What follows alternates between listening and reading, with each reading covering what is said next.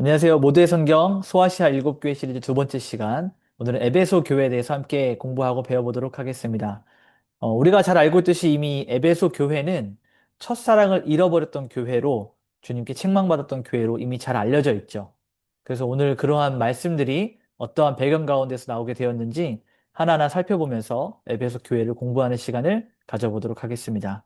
자, 오늘 우리가 함께 공부할 내용의 목차를 좀 살펴보도록 하죠. 요한계시록에 나타난 이 에베소 교회의 첫사랑의 회복에 대한 그 메시지, 그리고 그 의미를 살펴보고 그 말씀들이 단순히 에베소 교회뿐만 아니라 오늘날 이 시대를 살아가고 있는 현대 교회에도 어떠한 교훈과 메시지를 주는지 함께 적용을 하면 좋을 것 같습니다. 가장 먼저 우리는 에베소 교회의 역사적 배경을 살펴볼 것이고요. 이 에베소 교회가 소아시아의 일곱 교회 중에 하나였다는 것, 그리고 사도 바울과 또 사도 요한이 사역했던 사역지라는 사실, 그 에베소 교회가 있었던 에베소라는 도시 안에 아데미 신전과 황제를 숭배하는 중심지로서 어떠한 역할과 어떠한 일들이 있었는지, 그리고 주님께서 자신을 소개하는 것과 에베소 교회를 칭찬하시는 모습이 담겨 있고, 또 뿐만 아니라 에베소 교회에 대한 책망, 우리가 잘 알고 있듯이 처음 사랑을 잃어버린 부분에 대해서도 같이 살펴볼 거고요. 그리스도 예수께서 회개를 촉구하시고 회개한 이후에 회복하기를 원하시는 주님의 권면에 대해서 같이 살펴볼 것입니다. 그리고 주님께서 이기는 자에게 주시는 약속을 같이 공부해보고 마지막으로 그 말씀들이 현대 교회에, 오늘날 우리들 교회에 어떠한 메시지를 주는가, 그 핵심 내용을 함께 살펴보도록 하겠습니다. 자, 먼저 우리는 역사적 배경을 좀 살펴볼 텐데요. 에베소 교회는 그 에베소 도시 안에 있죠. 에베소는 고대 터키, 그러니까 지금 우리가 알고 있는 튀르키예 지역에 위치한 항구 도시입니다. 초기 기독교의 굉장히 중요한 중심지였고요. 약 20만 명 이상의 인구를 가졌던 국제적인 대도시였습니다. 그래서 도시가 굉장히 경제적으로 번영을 했고, 문화적으로, 사회적으로, 종교적으로 여러 많은 분야의 중심지였던 그런 도시였습니다. 자, 에베소 교회는 우리가 잘 알고 있듯이 소아시아의 일곱 교회 중에 하나죠. 그 중에서 첫 번째로 언급된 교회입니다. 그러니까 이 말은 여러 가지 의미로 우리가 해석을 할 수 있지만 이방 세계에 세워졌던 교회들 가운데 가장 중요한 역할을 했던 교회로 많은 학자들이 에베소 교회를 꼽기도 해요. 또 지역적인 특색을 가진, 그러니까 이 반모섬에서 사도 요한이 갇혀 있으면서 소아시아의 일곱 교회를 바라볼 때 그 첫 번째, 가장 첫 번째로 접근할 수 있는 지역적 우월성을 가진 아주 중요한 교회였다라고 해서 에베소 교회가 먼저 등장한 것으로 많은 학자들이 그렇게 연구를 하고 있습니다. 또한 이 에베소 교회는요, 많은 사도들이 사역을 했던 장소이기도 해요. 바울이 2차 전도 여행 때 에베소를 방문을 했고 3차 전도 여행 때 에베소에서 약 3년 정도의 사역을 하였습니다. 그곳에서 브리스길라와 아굴라 부부와 함께 사역을 했었고, 바울이 떠난 다음에 브리스길라와 아굴라 부부에게 이 사역지를 맡겨두고, 에베소 교회 사역지를 맡겨두고 본인은 또 다른 사역지로 옮겨가는 그러한 사역지 이동을 겪었던 부분이기도 하고요. 이후에 요한계시록을 기록했던, 그리고 요한복음을 기록했던 사도 요한이 그 에베소 교회에서 담임 목회자로서 사역을 했던 그런 기록들이 남아 있습니다. 앞에서도 말씀을 드렸지만 이 에베소라고 하는 도시는 굉장히 번영하는 항구 도시였어요. 그러니까 교통과 상업의 중심지였고 많은 사람들이 오고 갔기 때문에 경제적으로 부유하고 많은 사람들이 모여드는, 그 당시에만 해도 2만 4천 명 규모의 극장, 그러니까 많은 행사를 할 수 있는 이러한 엄청난 규모의 극장이 있었다라는 것이 기록으로도 밝혀졌습니다. 또 종교적인 환경도요. 우리가 세계 7대 불가사의라고 말하는 여러 가지 것들 중에 하나인 이 아데미 신전이 여기 에베소 도시에 있었습니다. 그러니까 이것을 통해서 우리가 알 수 있는 것은 이미 에베소 교회가 있었던 에베소라고 하는 그 장소에는 다른 다양한 많은 우상을 숭배하는 다신교가 있었다는 얘기죠. 또 뿐만 아니라 이 로마 제국의 황제를 숭배하는 중심지로서 이 에베소 도시가 헌신된 도시였다라는 것을 우리가 알 수 있습니다. 자, 이러한 배경을 가지고 우리가 이제 에베소 교회를 하나씩 하나씩 살펴봐야 되는데요. 주님께서 요한계시록 2장 1절에 에베소 교회의 사자에게 편지하라고 말씀하시면서 자신은 어떻게 소개를 하시냐면 오른손에 있는 일곱 뼈를 붙잡고 일곱 일곱 금초대 사이를 거니시는 이라고 얘기하십니다. 우리가 앞서서 일곱 교회에 대한 소개, 개관을 할 때 일곱 뼈를 붙잡고 일곱 금초대를 거니신다라고 하는 이 말은 교회의 사자들과 또 그리고 일곱 교회를 나타낸다고 이미 말씀을 드렸죠. 그런데 요한계시록 2장 1절에서 다시 한번 주님께서 자신을 일곱 뼈를 붙잡고 계시고 일곱 금초대를 그 사이를 거니신다라고 하는 것은 이 에베소 교회와 주님이 직접적 연관이 있다. 그러니까 일곱 교회의 모든 상황들을 알고 계시는 주님이 자기 자신을 다시 한번 나타내고 있는 것을 우리가 주님의 표현으로 우리가 해석을 할 수 있는 것입니다. 그러면서 2절 말씀에 보니까 이렇게 얘기해요. 내가 너의 행위와 수고와 인내를 안다라고 그랬어요. 그러니까 에베소 교회는 주님께 먼저 칭찬을 받았는데 어떠한 칭찬을 받았냐면 복음을 위한 노력과 헌신에 대한 칭찬을 받았어요. 그러니까 에베소 교회는 진리, 하나님 말씀에 대한 복음, 이 진리의 말씀에 대해서 수호하는 일에 있어서는 굉장히 잘했고 열심을 내었고 이러한 부분이 주님께 칭찬을 받았다는 거죠. 물론 그 당시에 제가 앞서 말씀을 드렸듯이 로마 제국에 속해 있었던 도시적 환경이 있었기 때문에 그러한 환경 가운데 진리를 수호하고 하나님 말씀을 지켜가는 것들이 굉장히 쉽지가 않았어요. 오늘날 우리가 살아가는 교회 생활을 하면서 어려움을 겪는 것과는 좀 차원이 다르게 로마 제국의 시대에 로마의 압박과 황제의 숭배를 요구받는 그러한 상황 가운데 진리를 수호하는 일은 굉장히 어려웠습니다. 근데 이러한 일들, 에베소 교회의 행위와 그들이 수고하는 것과 말씀을 지키기 위해서 핍박과 박해와 어려운 환란 가운데서 인내했다는 그 사실을 주님께서는 칭찬하고 계시는 것이죠. 자, 그러면서 더 나아가서 어떠한 것을 칭찬을 받냐면 악한 자들을 용납하지 않는다라고 그래요. 그러니까 이 에베소 교회가 그 자신들에게 바울에게 배웠던 그러한 복음의 내용들을 교리적인 순수성을 지켜가기 위해서 이 교회 안에서 굉장히 이 진리를 날카롭게 가다듬고 잘 지켜가는 일들이 있었다는 거죠. 그러니까 율법을 무시하는 당시에 굉장히 유행했던 영지주의. 그러니까 영적인 것은 선하고 육체적인 것들은 더럽다. 그래서 이 모든 것들, 그리스도의 육체로 오심도 부인하는 이런 영지주의자들과 싸웠고 하나님의 말씀이었던 이 율법을 가벼이 여기거나 무시하는 이 부도덕한 자들. 우리가 영적인 것만 깨끗하면 괜찮으니까 육체적 삶을 아무렇게나 살아도 괜찮다라고 하는 이 방종하는 부도덕한 자들을 이 에베소 교회는 용납하지 않았다는 얘기예요. 그래서 이 교회의 순수성, 교리를 지키기 위한 노력이 인정받았다는 거죠. 바울의 가르침을 충실하게 따랐고 교회 안의 내부의 질서를 잘 유지했습니다. 그러니까 결국은 이러한 모든 것들이 교회의 거룩함을 지키기 위한 단호한 에베소 교회의 태도였다라고 말할 수 있습니다. 자, 그러면서 거짓 사도를 분별하는 일도 굉장한 칭찬을 받았어요. 이 당시에 거짓 사도, 그러니까 우리 예수 그리스도께서 세우셨던 12제자, 12사도가 아닌 또 다른 사람들이 자신들이 사도인 척 행세를 하면서 각 교회를 순회하면서 하나님의 말씀을 왜곡해서 가르치는 일들이 많이 있었습니다.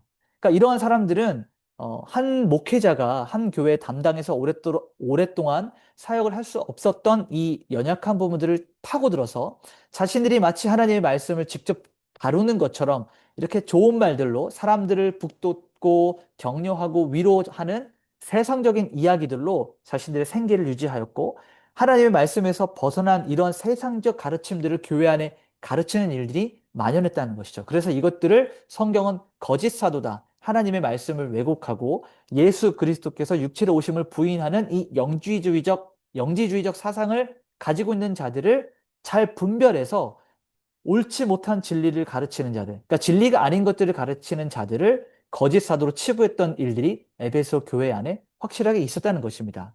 그리고 마지막으로 여기에 니골라 당의 행위를 미워했다라고 이렇게 얘기하고 있어요. 니골라 당은 이따 조금 더 설명을 하겠지만 계속해서 말하고 있는 영지주의적, 율법을 무시하는 방종주의 사상을 담고 있었던 것이 바로 이 니골라 당의 행위였어요. 우상 숭배를 가끔씩은 허용을 했었고, 우상 숭배나 혹은 음행을 하더라도 괜찮다. 너희 안에 신앙이 있으면 이러한 일들을 해도 괜찮다라고 교묘하게 교회 안에 파고들었죠. 왜냐하면 이 에베소 도시에 살았던 사람들은 하나님을 믿기 이전에 우상 숭배와 음행을 하고 살아왔던 사람들이었기 때문에 그들이 그러한 모습을 그대로 가지고 있어도 괜찮다라고 말했던 것이 니골라 당의 모습이었어요. 그러나 주님은 이들의 행위를 미워하신다라고 단호하게 말씀을 하셨죠. 에베소 교회도 이것들을 분명하게 미워하고 잡아냈습니다. 자, 그런데 이러한 진리적인 칭찬을 받았던 에베소 교회가 그리스도께 책망을 받아요. 어떠한 책망이냐면 우리가 잘 알고 있는 4절의 말씀처럼요. 그러나 너를 책망할 것이나니 너의 처음 사랑을 버렸느니라 라고 주님께서 말씀하셨어요. 우리는 이 부분을 굉장히 잘 알고 있고 에베소 교회는 첫사랑을 버린 교회로 우리에게 각인이 되어 있죠. 앞에서 진리적으로 굉장히 열심을 냈고 하나님의 말씀을 수호하기 위해서 애썼던 부분들도 있었지만 이러한 공은 우리가 버리고 첫사랑을 버린 교회로만 굉장히 많은 인식을 하고 있습니다. 그런데 우리 이 에베소 교회는 공과 과가 같이 있었다는 사실을 우리가 꼭 염두에 두고 이 책망을 받는 부분들도 같이 살펴봐야 됩니다. 자, 첫사랑을 버렸다, 처음 사랑을 버렸다라고 그랬는데 여기서 말하는 그 첫사랑은 무엇일까요? 어떠한 학자들은 이 첫사랑을 서로 성도 간에 사랑하는 이 성도 간의 교제에 대한 부분들을 말하고 있어요. 그러니까 우리가 교회 안에 사랑이 식어졌다. 서로가 서로를 미워하고 서로가 서로를 아껴주는 모습이 없다라고 말하는 사람들도 있는데 이 본문에서 말하고 있는 핵심적인 내용은 무엇이냐면 그리스도 예수를 처음 만났을 때, 그러니까 에베소 교회가 처음 그리스도를 영접하고 이제 신자들이 모여서 하나님을 사랑하는 그 첫사랑을 잃어버렸다라고 말하는 거예요. 그리스도께 대한 열정적인 헌신과 충성을 잃어버렸다. 자, 우리가 이웃 사랑을 무시하는 것이 아니라 하나님을 향한 사랑이 가득 차고 하나님을 향한 그 열정에서부터 이웃을 향한 사랑과 이웃을 향한 섬김이 나오게 되는 것인데 하나님을 향한 사랑이 식어져 갈 때, 하나님을 향한 진리를 향한 이러한 사랑들이 차가워져 갈 때 이웃을 향한 사랑도 함께 식어져 간다는 거죠. 그러니까 신앙의 본질은 무엇이냐? 하나님을 사랑하는 것에서부터 시작이 되는 것이죠. 모든 섬김의 원동력이 바로 여기서 나오는 겁니다. 자, 교리적인 순수성은 뛰어났어요. 이 에베소 교회가 교리는 잘 지켰지만 열심과 수고는 인정이 됐지만 그 안에 의무적으로 하는 신앙생활로 변해버렸다는 얘기예요. 사랑으로 기반한 신앙생활이 아니고 이제는 의무, 어떤 책임감에 의해서 하는 형식적인 신앙으로 전락해버렸다는 것을 말하고 있는 것입니다. 이러한 신앙은 영적인 생명력이 고갈된 상태를 말하고 있어요. 기계적이고 로봇 같은 이런 종교 행위를 말하는 겁니다. 그러니까 우리가 교회 안에서도 우리가 적용할 수가 있죠. 열심히 봉사를 하고 열심히 섬기고 헌금도 많이 하고 교회 생활에 굉장히 열심을 내는데 하나님을 향한 사랑이 없는 그러한 열심과 이러한 행위들은 그냥 종교 행위에 불과하다. 율법적인 것에 매여서 이렇게 하지 않으면 마치 내가 무슨 일을 당하기 때문에 내가 이렇게 하지 않으면 하나님께 사랑을 받지 못할까 봐 두려움과 어떤 형식적인 의무적인 신앙생활로 갈 확률이 굉장히 높다는 거예요. 에베소 교회가 처음 사랑을 잃어버린 것처럼. 자, 그런데 더 중요한 것은 무엇이냐면 이 첫사랑을 잃어버렸다는 것이 실제로 담고 있는 그 의미가 무엇이냐면 앞서서 요한계시록 1장과 2절에서 예수님께서 이렇게 말씀하시죠. 일곱 금촛대 사이를 거니시느니 앞서서 1장에서 일곱 금촛대가 무엇을 말하는가? 일곱 교회를 상징한다라고 말하고 있었죠. 다시 말하면 이 금촛대는 어떤 역할을 가지고 있죠? 세상 가운데 빛을 비추는 역할을 하는 거예요. 촛대는 빛을 비추는 역할을 하는데 다시 말하면 이 에베소 교회가 이방 세계 가운데 그리스도 예수의 빛을 비추고 진리의 빛을 비추는 역할을 해야 되는데 처음 사랑을 잃어버렸다라고 하는 것은 세상 가운데 그리스도 예수의 사랑과 그 진리를 전하는 일에 열정이 식어져 버렸다라고 하는 그 사랑을 말하고 있는 거예요. 그러니까 교회의 본질적 기능이 무엇이냐? 교회 5가지 본질적 기능이 있다. 예배, 봉사, 선교 여러 가지 많은 것들이 있다라고 말하지만 그중에 가장 중요한 그리스도 예수의 진리와 사랑을 전하는 이 본질적인 기능을 상실해 버렸기 때문에 주님께 책망을 받은 겁니다. 세상의 빛으로의 역할을 감당해야 되는데 이 증인으로서의 정체성을 잃어버린 거예요. 그러니까 우리만 잘하고 우리끼리만 좋으면 돼라고 하는 이러한 첫사랑을 잃어버린 신앙 때문에 주님께 책망을 받았다라는 겁니다. 그러니까 이것을 정리하면 의무감이나 어떤 인정을 받기 위한 욕구에 의해서 움직여지는 이런 종교행위 같은 신앙생활은 굉장히 위험하다라는 것이에요. 또 한편으로는 진리를 잘 지켰지만 사랑이 식어져 버린, 그러니까 하나님을 향한 사랑이 식어져 버리니까 이웃을 향한 사랑도 함께 식어져 버리고 이러한 모습이 결국은 이방 세계를 향해서 믿지 아니하는 자들을 향해서 그리스도의 빛을 전하는 일들까지 함께 멈춰버렸기 때문에 진리를 지키는 일에는 성공했지만 사랑이 식어져 버렸다. 그러니까 반쪽짜리 기능만 하고 있었던 교회다라는 것을 우리가 알 수 있습니다. 영적인 생명을 완전히 잃어버렸다. 형식주의적인 교회다. 교회의 본질을 잃어버렸다라는 것을 우리가 이 에베소 교회의 첫사랑을 잃어버림을 통해서 함께 확인할 수가 있습니다. 자, 이러한 교회를, 에베소 교회를 주님은 책망하셨어요. 근데 중요한 것은 무엇이냐면 책망하시면서 여기서 그냥 버린 것이 아니고 그들에게 회개를 촉구해서 결국은 회복할 수 있도록 주님이 권면을 하셨다는 거예요.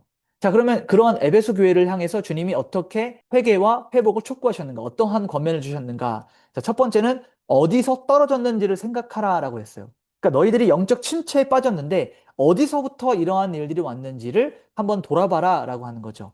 첫사랑을 잃어버렸던 그 근본적인 원인을 자기 자신을 돌아보면서 살펴보라고 주님이 말씀하고 계시는 겁니다. 과거와 너희들이 뜨거웠을 그때와 지금의 상태를 비교해서 어디서부터 문제가 발생했는지를 살펴보라는 얘기입니다. 그러니까 자기를 점검하는 것, 자기를 돌아보는 것, 세상 말로 자기를 성찰하는 것이 우리의 신앙의 회복을 위해서 가장 중요한 첫 번째 단계라는 것을 우리가 기억을 해야 돼요.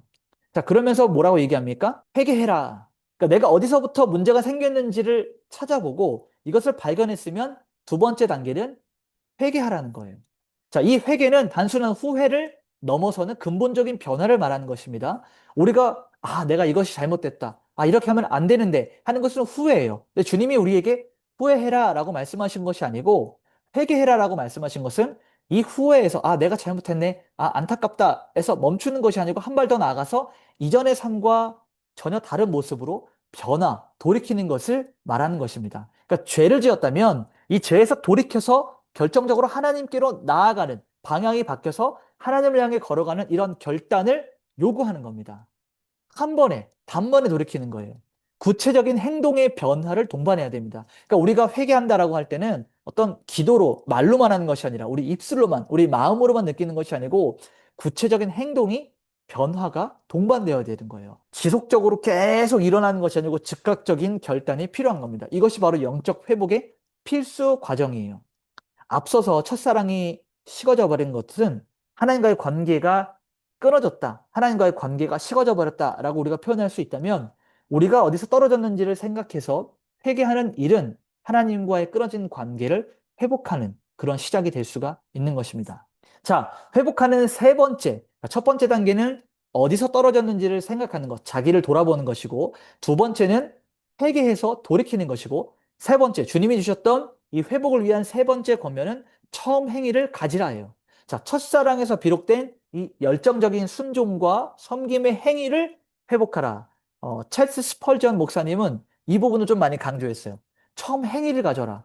그러니까 우리가 내가 주님과 사랑이 회복되면 다시 뜨거워지면 이러한 일도 하고 저러한 일도 하고 예전에 했던 일들을 내가 할 텐데 라고 말하는데 그 순서가 바뀌었다는 거예요. 감정이 생겨서 그러한 행위를 다시 하는 것이 아니고 식어진 우리가 이전에 주님을 처음 사랑했을 때 그러한 일들을 다시 한번 감정 없이라도 행동을 반복해서 하게 되면 첫 번째 우리가 했던 그 행위들을 통해서 사랑이 다시 한번 생겨난다라고 성경은 말하고 있는 것입니다.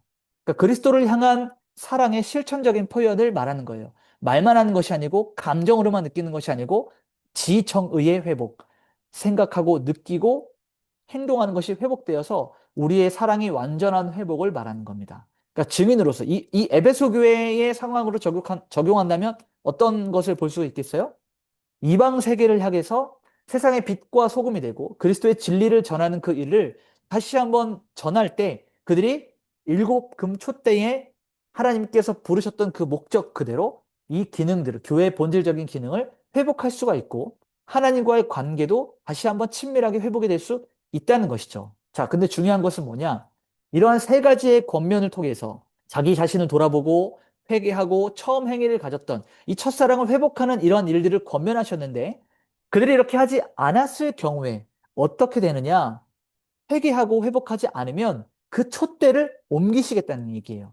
그러니까 교회가 세상의 빛으로서 사명을 감당하는 이 일들을 에베소 교회에서 거두시겠다라는 거예요. 자, 그럼 교회의 본질적인 기능이 세상을 향하여 빛을 비추는 일인데 이것들을 교회가 하지 않으면 그 촛대를 옮기겠다. 교회의 존재 자체를 무의미하게 만드시겠다라는 것이죠. 그러니까 역사에서 사라질 수 있는 아주 심각한 경고를 주시는 거예요.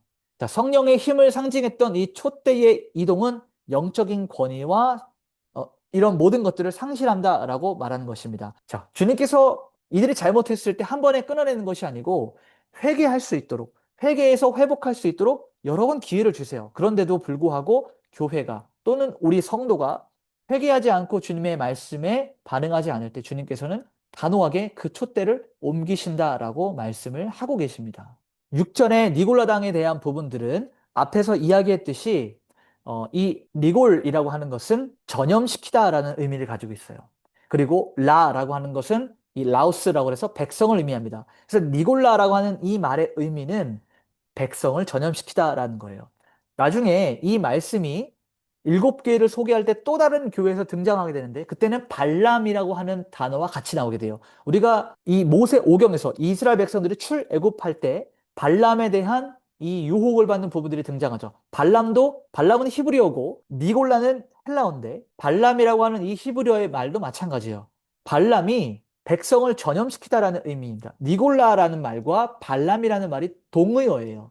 그러니까 이 에베소 교회에 니골라 당이 활동하는 부분에 있어서 에베소 교회가 이 진리를 지켜가면서 이 백성을 전염시키는 거짓 사도들, 거짓 선생들에 대한 잘못된 가르침을 미워했다라고 했는데 이것을 다시 주님께서도 나도 그러한 니골라 당의 이러한 부분들을 싫어한다. 그러니까 이러한 부분은 잘했다라고 주님께 다시 한번 격려하시는 것이죠. 그러면서 귀 있는 자는 성령이 교회에게 하시는 말을 잘 들어라라고 하면서 이기는 자에게 주시는 약속을 말씀을 하세요.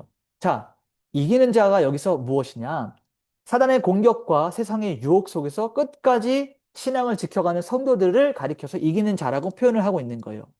하나님의 이 구원에 참여하는 자들, 그러니까 앞에서 주님께서 말씀하셨던 진리를 수호하고 세상을 향하여 진리를 전하는 이 교회의 기능을 회복할 때, 회개하여서 회복하게 됐을 때 그들은 이기는 자가 되는 것이죠. 이러한 자들에게는 하나님께서 무엇을 주십니까? 하나님의 낙원. 여기서 말하는 이 낙원은 우리가 창세기에 말하는 요한계시록에 말하는 이 낙원과 창세기에서 말하는 에덴 동산이 같은 모습으로 우리가 비유적으로 하나임을 우리가 알 수 있어요.